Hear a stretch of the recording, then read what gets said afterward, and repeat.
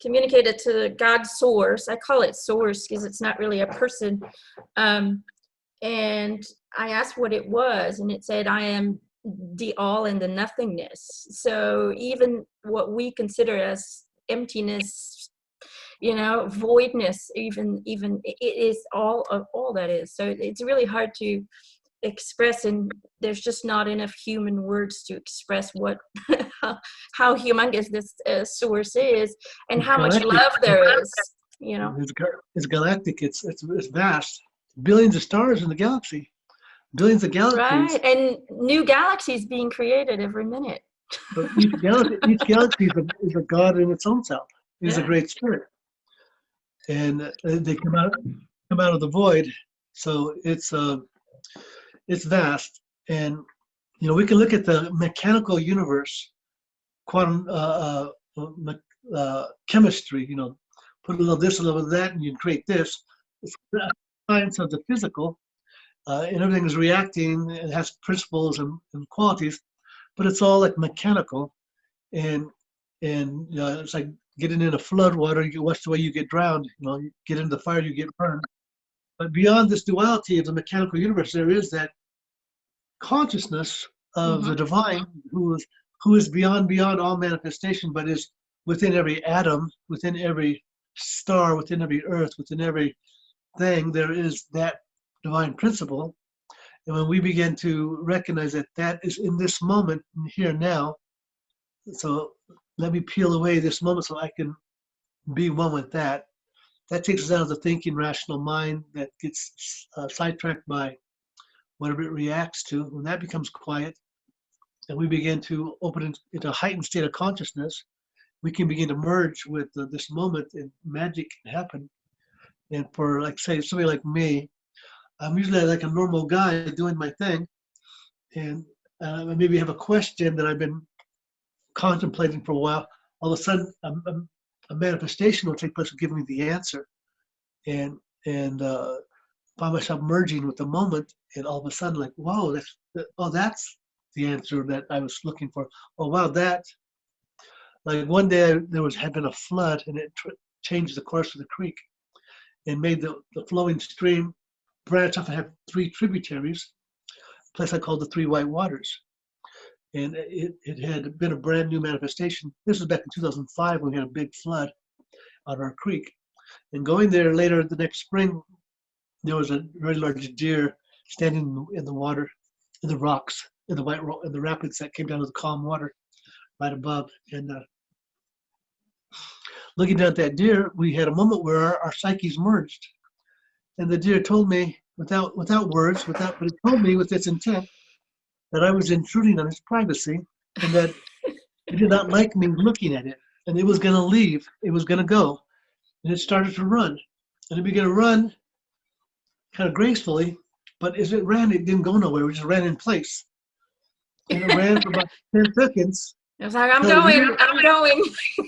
It ran until it realized it was going nowhere. It was running and going nowhere. You can imagine the four-legged running, and the look on the deer's face was like totally confused, like, I'm running, but I'm not going anywhere.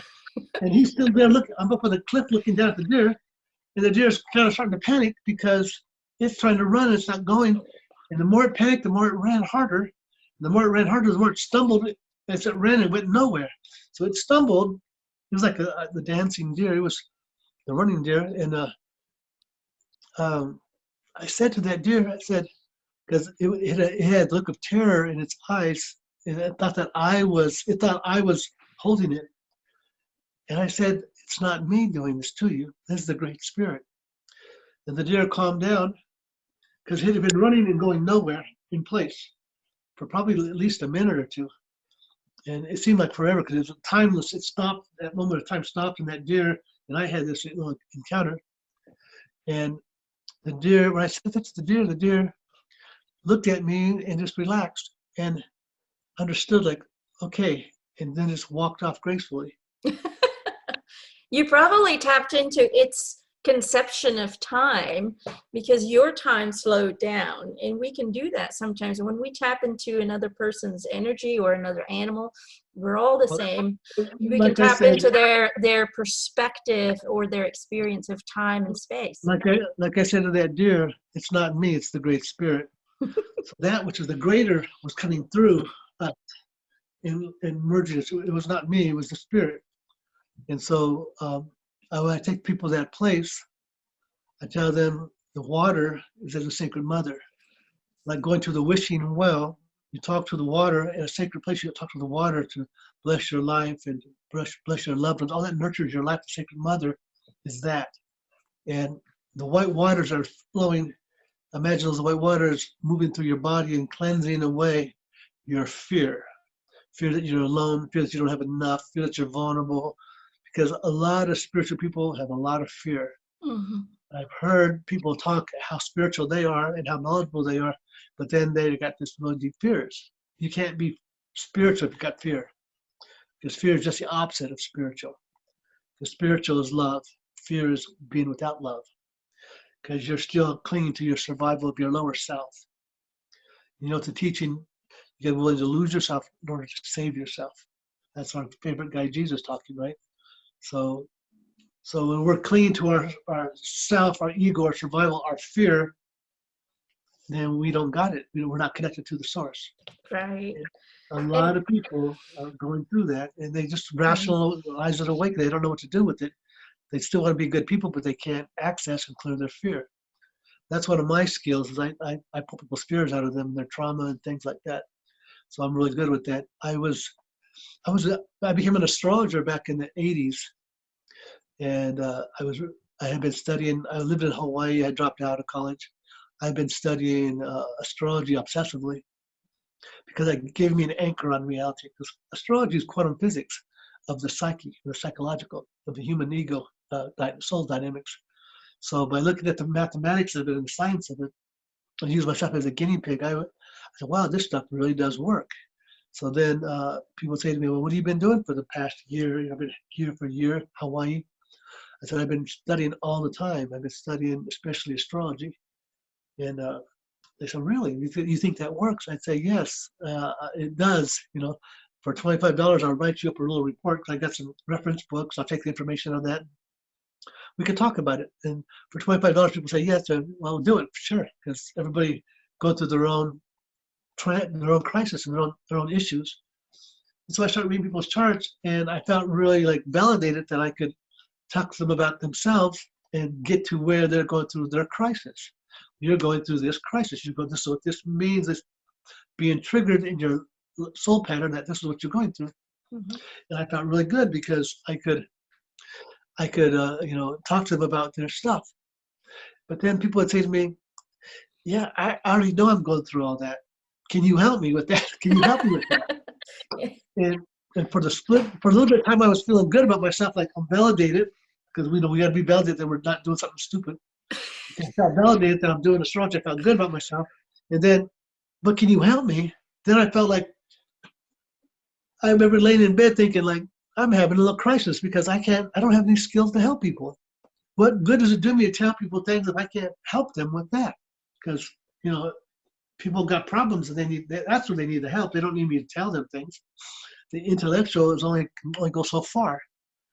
You can tell people you got great aspects coming up for them to have good things happen, but if they still got fear and anxiety, they're going to struggle with that energy. They may sabotage themselves. So I was praying. My master is like a contemporary or a reflection with what Jesus is. Has connection there, and so I go to the Christ. He, Jesus, they're all part of the Christ.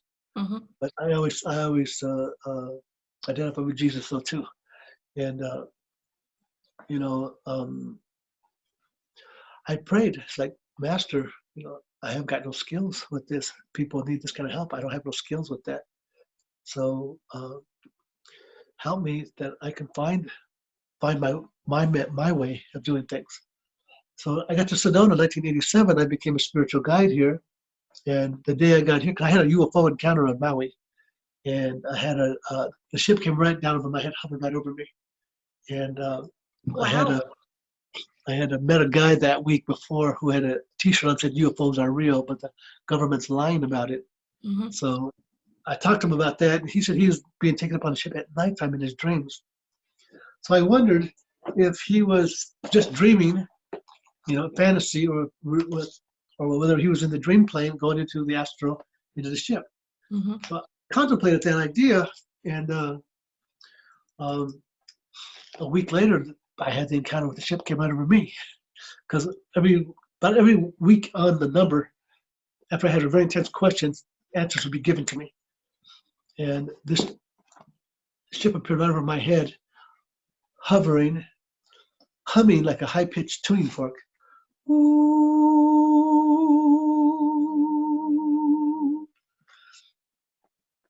My friend came out of the house, Rahelio, it's a UFO. And I'm like, yeah, yes.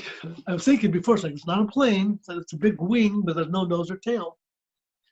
It's hovering right there. It's not a helicopter. It's not going with the propeller.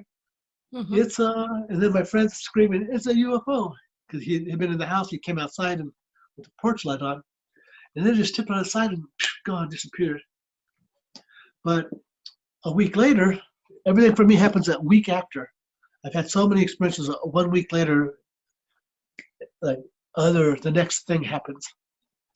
And for 3 nights in a row, my head ringed, high pitched E sound. The third night, the medulla of my head began to hum, and my crown chakra opened up, and a beam of light came down from the spirit into my crown, down into my body. It was the most blissful energy being put into me, and these 2 women were speaking to me. They were saying, just relax and go with it, because we're balancing your energy. I didn't know what that meant then, but now I look back, I can say, oh yeah, I was wounded as a child because of some kind of hard times I'd been through, some abusive situations with like an older brother, and not feeling like I belonged and fit in. So I had my own walls that I didn't even know I had. Hmm. You have to be tough and put your walls up and be strong. So on some level, they were healing me. I didn't even know I needed healing because, I thought I was just on top of the world with everything. But I needed healing. I didn't even know I was wounded. We don't even know we're A wounded. lot of people don't. A lot of people move on, but they forget the trauma that was never dealt with. And I think sometimes spirits, probably angels or guides that were helping you, those 2 female voices, were realigning certain energy patterns into your system, because we do Well, have an energy field around us. they were star people. They were from the UFO. Oh, wow. Yeah, Wow. that's who they were because I had the UFO encounter the week before. So And you so they, really had kind of a quick awakening because of this encounter. well, I had my awakening about 5 years before that when I was a teenager. Hmm. I went into a cosmic conscious awakening experience through a psychedelic experience Right. where I had, because I was sensitive, I thought, I don't want to do this with somebody. I want to do it with myself and see what happens because I'm curious, what is going on with this? And I used a psychedelic, and next thing I know, I'm going oh, I'm going to blow my mind off. And I'm out here, and it's getting dark, and I'm under this street light, and I feel so vulnerable that the police could arrest me or something like that because I'm open to this. I'm really high, and I'm blowing my crown chakra off, and it's kind of scaring me that I might not be able to handle blowing my crown chakra off. And there was a big field there, big dark field.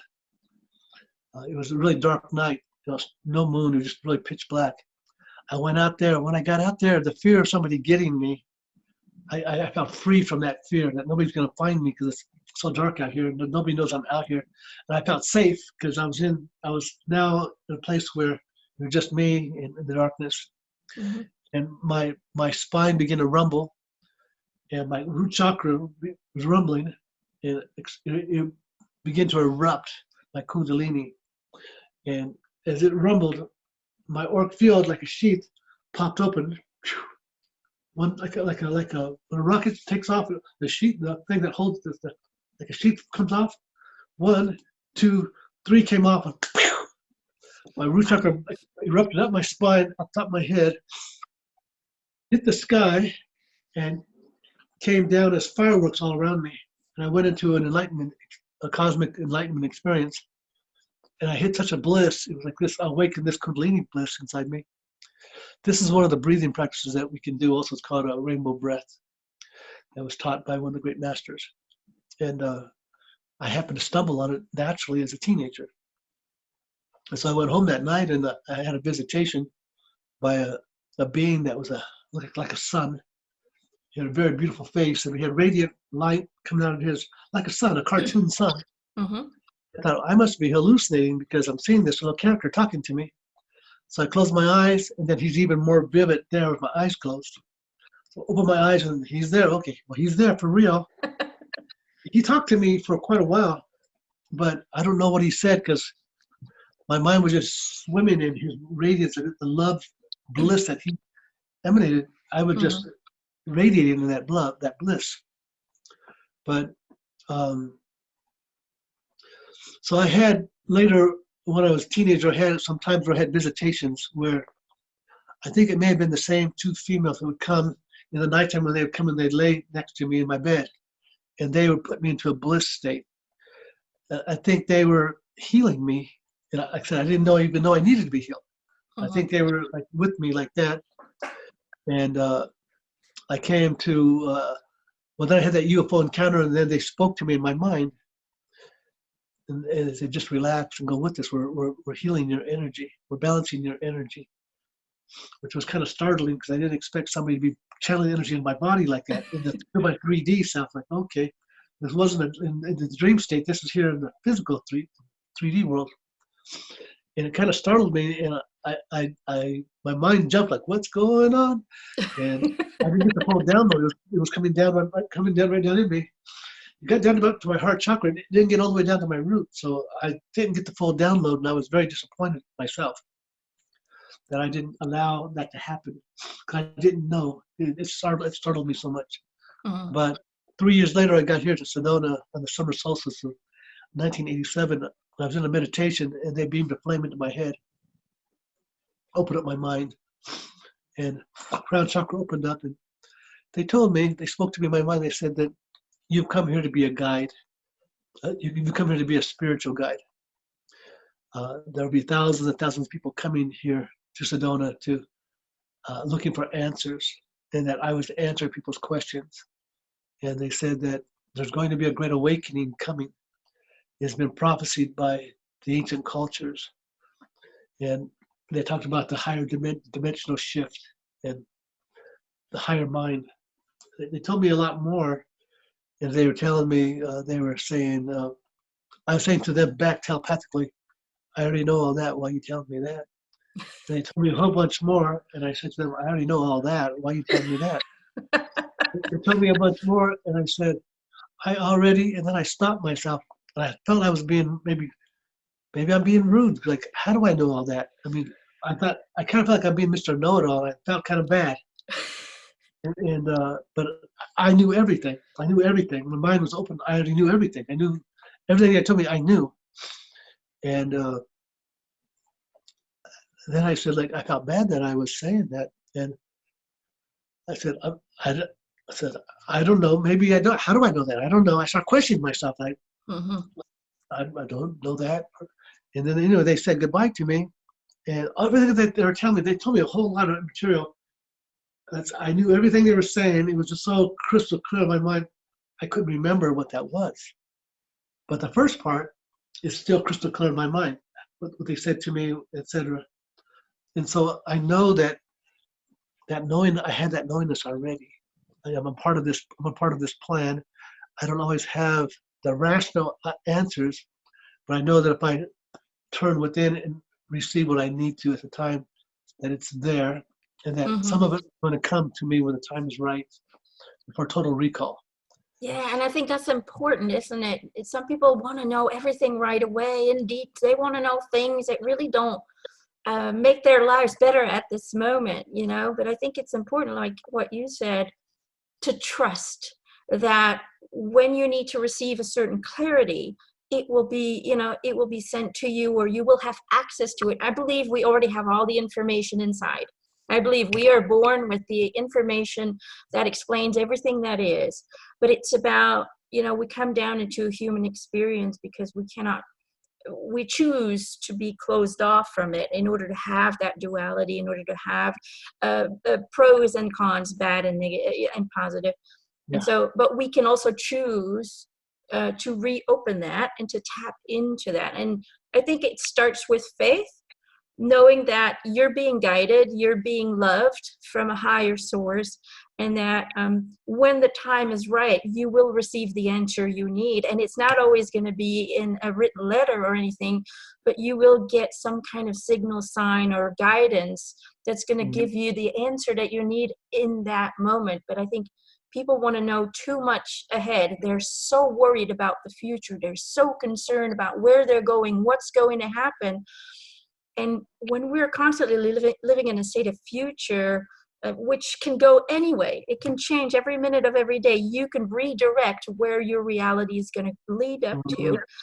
We forget and we miss out on just the experience of being here. And we miss out on so much beauty because we're always in the mind, and we're missing out on a bird that's passing by, a little humble bee that lands on your leg, whatever. We're missing out on all the beauty around us. And I think it's very important to ground yourself with your environment. It can be, we talk about faith. The problem with faith is that you can get delusional with faith. A lot of religious people get delusional because they don't understand the teachings. So like for me, those star people, the women, they told me that I call them the goddesses. I think they are some of our ancient mythological goddesses, gods and goddesses. Those were extraterrestrials that were here in the past time. And some of them loved us and cared for us, and others were very strict and didn't really like human beings. So we had this mixed idea of God. You have an Old Testament God who's angry and wrathful. I'll have no other gods before me. It's like his teaching was an eye for an eye and a tooth for a tooth. So he was keeping people stuck in the wheel of karma. Yeah. And he was cursing people with his anger and put the fear of God on us. And so the Great Spirit is a higher level than that. Great Spirit is pure love. So Buddha, when he attained enlightenment, he transcended the realm of the gods. So he went above that and brought in the wisdom, primal wisdom nature. So that we don't have to be stuck in the karma of the gods, but that by being free from karma within our own self, we can transcend that box. And so the star people, they told me also, they said that they were going to take me into a higher domain. And several times I went into like a fifth dimensional level where I was as a god sitting on a mountain in the red rocks, in the back canyons. My mind, I could see super far. I was all knowing. There was no thinking, just direct knowing. There was no questions. There was no questions because nothing needed to be known. Everything was known in that moment. And I could look across the canyon and focus my mind a mile away, and I could see the leaves of the plants as if it was this far from my face, like 3 feet away from my face. And I could zoom in and see the detail of the leaves. As I clicked my mind to see the detail, the minute detail, it was like a camera lens clicking, focusing. As soon as I focused my mind, a lightning bolt came out from the sky and hit it. And I focused over this other a mile away that way at the leaves, and a lightning bolt came down and hit that. And I looked over another direction, and I focused there, and another bolt hit that. And I felt good about myself, like, ooh, okay. I raised my hands up to the sky, and I said, finally, I have some power. Because when you're on your spiritual path, you kind of let go of everything and let go of your ego. And it's kind of a mix about wanting to be empowered, but wanting to be out of your ego because of where your karma is. And I was like, finally, I have some power. And then a lightning bolt hit about 20 feet from me, a really big burst about 20 feet away. It just jolted me, and I jumped up and said, like, that's your power. I will make that mistake again. And I started running from where I was sitting. And right where I was sitting, the lightning bolt hit right there. Bam. I'm in the fifth dimension. I think it's the fifth dimension. The world is much brighter, more vivid, and your mind is fully awake. This is where we're going to. In the future, we're going to be in a fifth dimensional heaven reality, where our mind have all this power to create our reality. And I'm running now, kind of running for my life because I'm scared because I've trespassed by saying it's my power. And it's not our power, it's spirit, great spirit's power. And I'm running and I'm jumping over cactus and I'm running so fast. But I look ahead and I see this woman, and she's a blonde-haired woman. And from maybe 100 yards away, she turned and she looked at me, and I saw her face crystal clear, her eyes crystal clear. She gave me one look, and it just calmed my panic. Because here I was like a god, deep meditation, deep knowing, deep, I was just deep in my beingness, just like a god. And now I'm running for my life, my heart pounding, and I'm breathing hard, and I'm panicking and running, trying to get away. She gave me one look and just calmed me down. She just calmed me down instantly inside. As I calmed down, I had been running so fast, I caught up to her. I must have been about 10, 15 yards away from her. And she turned around, looked back at me one more time. She looked at me and gave me that look again, like no nonsense, cut right through. And then she started walking, and I knew, not telepathy, but direct knowing that I was to follow her. Yeah. We can transcend telepathy and go into direct knowingness. This is how many of my encounters have been with those of the higher dimensions. And I followed her. I knew I was a follower. I followed her. And she walked to the mountain. I looked at the mountain. It looked like a hologram. It didn't look real. And it had like a force field. It was like a force field. It looked surreal. And she walked briskly. She was walking in. And I was kind of like observing, like, watching to see if she's going to hit the wall.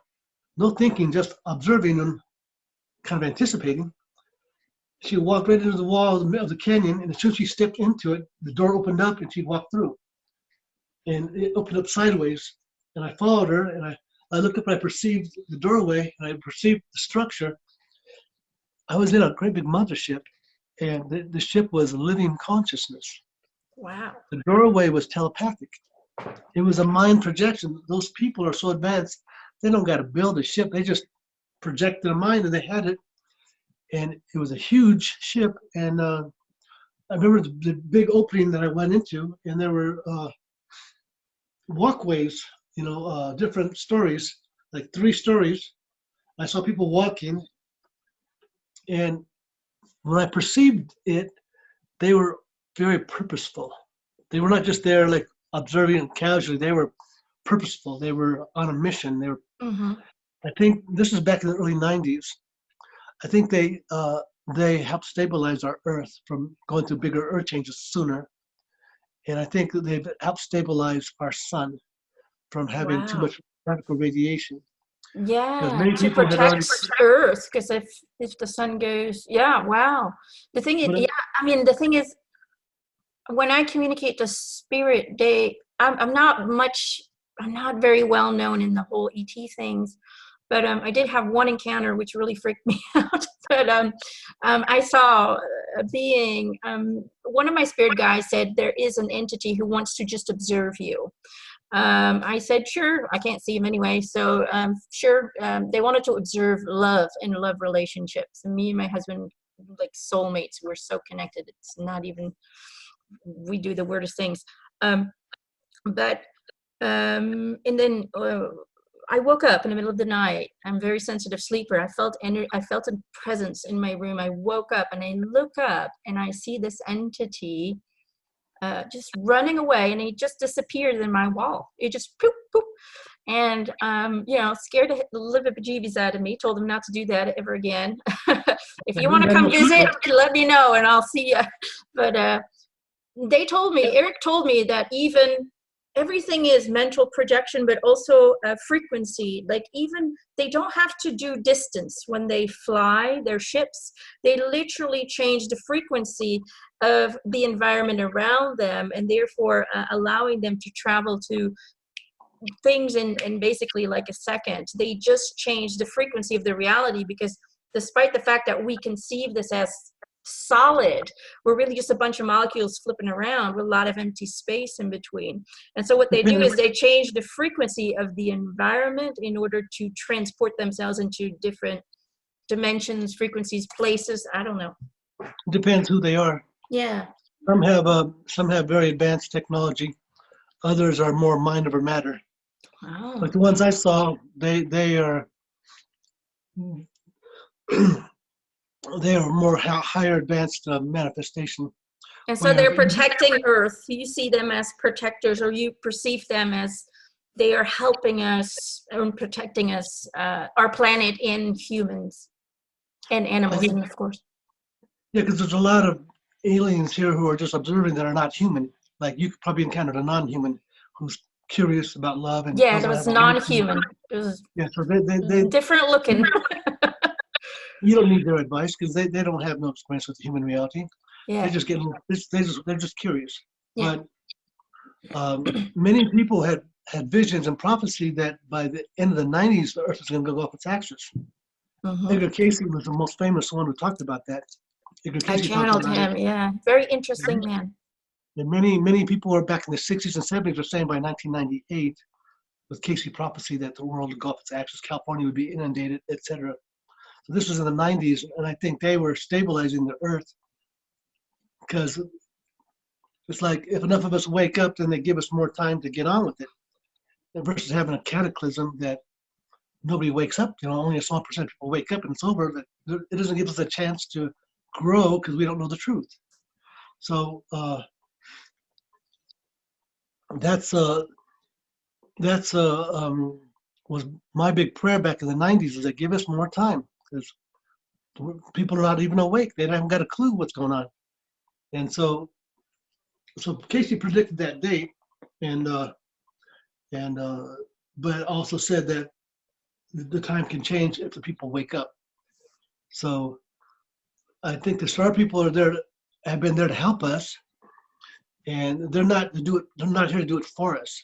I think the one thing I did get from them was, without speaking, but just understanding it was transmission, was that we had to be responsible for what we're creating. That we who are the ones that are being shown, we have to raise our frequency Hmm. and be a light for other people and work through our own issues, work through our own challenges, work through our own capacity to love and to be unconditional loving. And that as we light workers raise the frequency of love, we can change the future timelines of what's going to come down on this planet. That's a great way to end off on. I think it's about love. Follow what is the message of love, and anything that's fear-based or that is intended or is creating fear within you, step away from it, because I've never known and never channeled a spirit who was fearful or who said anything that was fear creating. So follow love. If the messages you receive are based on love, the messages you receive are based on equality, connection, unity, taking care of each other, things like that, then trust it and follow it. That's my advice to everyone. Wow, this was amazing. Thank you so much for being here today. Any last tips for me? So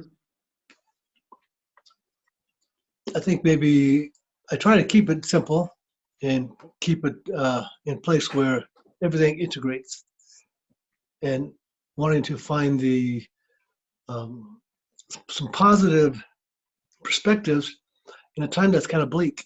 Mhm. For many people um, there's an awakening, there's an excitement, there's a spiritual momentum, but then also many people have gone through what you've gone through when you were younger and not feel like you fit in here and this world, where's it going, and could I be suicidal, and what's the use? And so I think something like that for you to go through that is your education about how to help other people get through the shadow into the Yeah. light. Because sometimes we can't really help people unless we've been through it ourselves. Or at least it helps us to cultivate a compassion to understand where other people are coming from. That may be Yeah. the problem now, is that people are out of being putting up protective walls around them, are becoming more disrespectful or not attuning to what's going on with other people, becoming they win at all costs kind of a thing, and stuck in the thing of winners and losers and who's in control. Like our government's going through a big upheaval that way. And it's just shocking to me that I see all these people following certain leader that is so wrong, but because they want to win, it's all about winning and just keeping up what they want versus projecting on the others. Everybody's projecting each other the shadow. Right. Just follow your breath. Just be present with your breath and be centered in being present, and just allow the flow to work. Sometimes we have to being loving is not the easiest thing to do, because sometimes we have to be strong and be tough about things, and not be taken advantage of, and not overextend ourselves and become a bleeding heart and take on everybody, take on the pain of the world. And so it's very important for you to smudge yourself and cleanse your energy and work with the sun, put the sunlight through your body. When you take a shower or a bath, work with the mother water and renew yourself so that you don't feel like you're taking on all kinds of the negative frequencies around you and processing it through your body. You can just wipe your body clear, put the light into your body, and from there it's like we all riding the wave, and it's taking us into this time. People have been waiting for 2012 when the big changes are going to happen, or the year 2000, and it was always a little bit apprehensive to me back in those days talking about the earth changes, because the star people did tell me that this earth is going to go through a cataclysm, and we can feel it coming. There's a cataclysm that's coming. They said before the cataclysm comes, when the earth resets herself, and the continents change, and ocean comes back to Sedona again, and everything, California's underwater. Before all that happens, we're going to make the move to the next dimensions up. We're going to go, the third dimension and the fourth dimension are going to merge. And we're going to move into the fifth dimension. Everybody who graduates will go into the fifth dimension. How long we'll be in the third and fourth dimension, it remains to be seen, but that's where this judgment day happens. The apocalypse is the great revealing, when the veil comes off, and everybody who's in 3D now can see 4D. And you start seeing the spirits, you start seeing people who are like, that guy died in his house last year, and he was a very grouchy old man, and now he's a ghost, and he's trying to scare people out of his angry, getting them out of his house. So everybody sees everything, and the leaders who are false, everybody sees it. There's no hiding, because everything is seen, and people have to work together. The grid goes down, and the people who have been practicing a spiritual path, that every breath is sacred, and the Mother Earth is living, and the trees have medicine, and the plants and the animals have souls, and it's all great spirit. It's all sacred. Those who are living that way, cultivating that understanding, when the merging of the third and fourth dimension happen, they're going to see the sacred. They're going to awaken into enlightened consciousness. It will help lead other people to harness their minds in a prayerful way to get through the time of changes, that you might say the tribulations. Mm-hmm. And for those people who are now awakening with that light, open the door for people to move up to the next higher level. And this is what people are calling like the Ascension. And you can't get out of the Ascension unless you're loving and opening the door to others, helping others. You got to be willing to lose yourself in order to save yourself. So we're in our lifetimes. I do believe it's in our lifetimes. And I always say, have a disclaimer: don't give up your day job if you need to make that money to pay your bills and live your life. But do what you need to follow your heart and make sure you're living your life, because nobody gets out of this earth plane alive anyway. If we all going to die and go to heaven, live your heaven now. Don't be afraid to live your heaven now. Have common sense. Like, you don't want to go into Wuhan, China right now. You don't want to go, you know what I'm saying? You don't want to put yourself in unnecessary danger unless you're called to. And if we're going to go die and go to heaven anyway, and we live our heaven now, no matter what happens, we can't lose, because we're going to go into heaven realm. We may be blessed to see that ourselves cross dimensions into the Ascension, into the fifth dimension and higher. But if we're living for that, we're trying to escape being here now. So master being here now. Love and forgive yourself. Love and forgive your moment. Do the best you can do to make it successful. Don't be attached to the outcome. Just do your best and ask Great Spirit to help you, that you can grow through this time. And the more we grow down here in the 3D, the higher we go into the heaven realms. because the heavens are different. The heavens are different levels, higher, higher, higher. Mm-hmm. In order to the high heavens, you have to have pure energy.